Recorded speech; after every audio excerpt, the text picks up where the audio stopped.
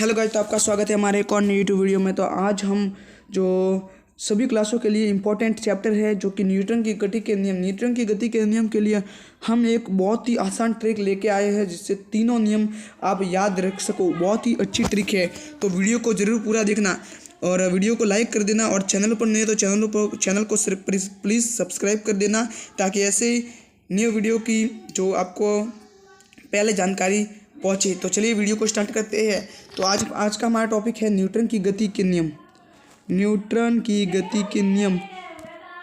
तो इस वीडियो में न्यूटन की पहली गति के नियम के पर हम चर्चा करेंगे और जो तीनों नियम कैसे याद रखें उस पर भी थोड़ी बात करेंगे। तो न्यूटन की गति के नियम को ट्रिक करने के लिए जो तीनों नियम कैसे याद रखें तो वो हम बताते हैं सबसे पहले आपको। तो आपके लिए ये है ट्रिक जड़ से क्रिया है। यहाँ पर नहीं दिख रहा होगा तो यहाँ पर क्रिया है, देख लेना, आप लिख लेना।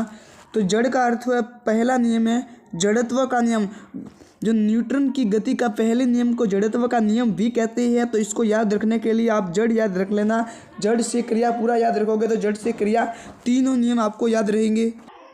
तो दूसरा नियम है से, यानी दूसरा नियम संवेग का होता है। दूसरे नियम को संवेग का नियम भी कहते हैं। और तीसरा नियम जो क्रिया जड़ से क्रिया यानी तीसरे नियम को क्रिया प्रतिक्रिया का नियम भी कहते हो। तो आज हम बात करेंगे पहले नियम पर। जो पहला नियम है आपको वो अच्छी तरह से समझाएंगे।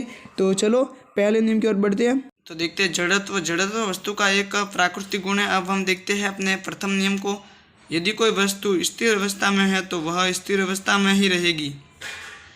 यदि कोई वस्तु गतिमान अवस्था में है तो वह गतिमान अवस्था में ही रहेगी जब तक कि उस पर कोई बाह्य बल नहीं लगाया जाए।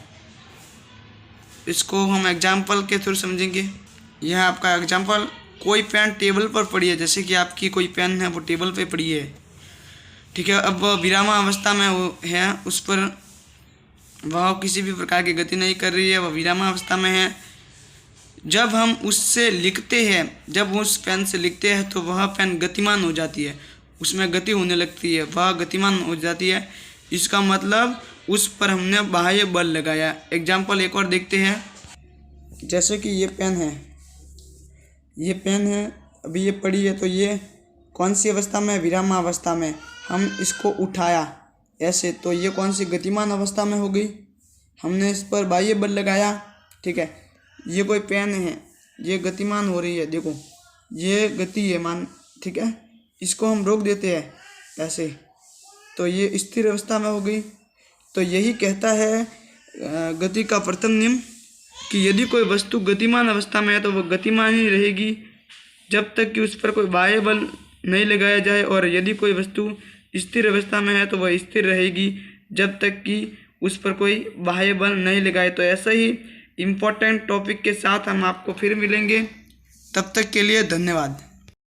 और गाइस, चैनल पर नए तो चैनल को प्लीज़ सब्सक्राइब कर दीजिए। बहुत ही मेहनत के साथ आपके लिए वीडियो बनाते हैं। तो गाइस, नए हो चैनल पर तो चैनल को सब्सक्राइब कर दीजिए।